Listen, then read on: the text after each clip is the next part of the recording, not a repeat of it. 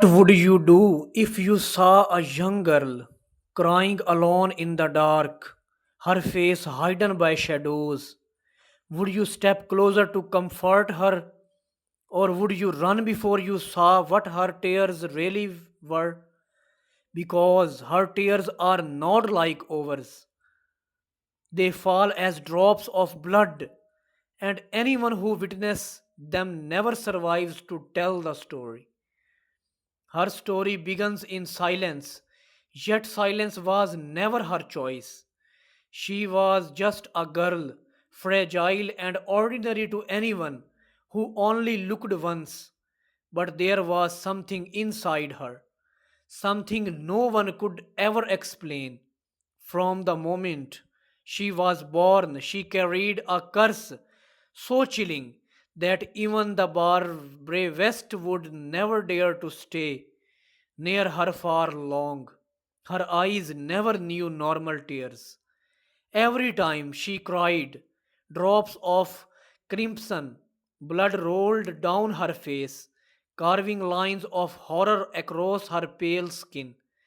No one knew why, no one knew how, and no one ever survived long enough to understand.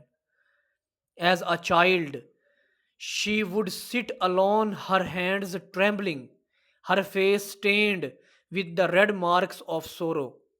Her parents locked every mirror in the house because whenever she saw her reflection, the tears would come and the blood would fall.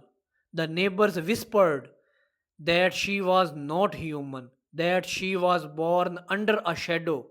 She grew up listening to voices calling her cursed, voices warning others not to touch her, not to look too deeply into her eyes.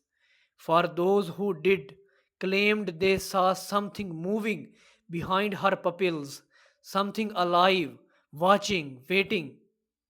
The most terrifying part was not the blood itself, it was what followed after. Anyone who saw her cry never lived to speak of it. They would scream at night, convulsing in pain, and by dawn their bodies were pale, drained, lifeless. It was as though her tears carried something far worse than sorrow, something that fed on the living, and still she never stopped crying because the blood always came, and with it, death always followed. She tried to isolate herself, but the curse was stronger than her will. She could not control when it happened.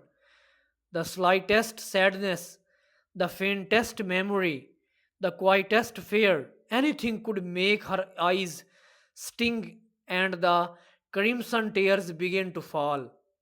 Villagers told stories of seeing her wandering the fields at night, her face streaked with blood, her white dress stained with endless red. They swore she was not walking alone, that something shadowy walked with her, always just a step behind, invisible until it was too late.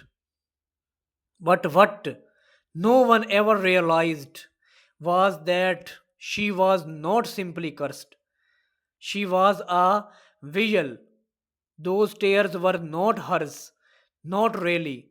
They belonged to something ancient, something that had chosen her body as its doorway. Every drop of blood was a message, every tear a reminder that the thing behind her eyes was closer to breaking through. And the longer she lived, the more the barrier thinned.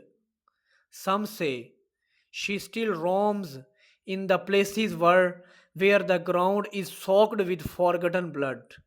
They say her cries echo through abandoned houses, and if you hear them, you must never look for her, because if you see her face, if you catch the glow of her red streaked eyes, it will already be too late. Her tears will fall, and your name will be written in the curse she carries. Tell me, if you saw a girl crying in the shadows, would you reach out to comfort her, or would you run before the first drop of blood touched the earth?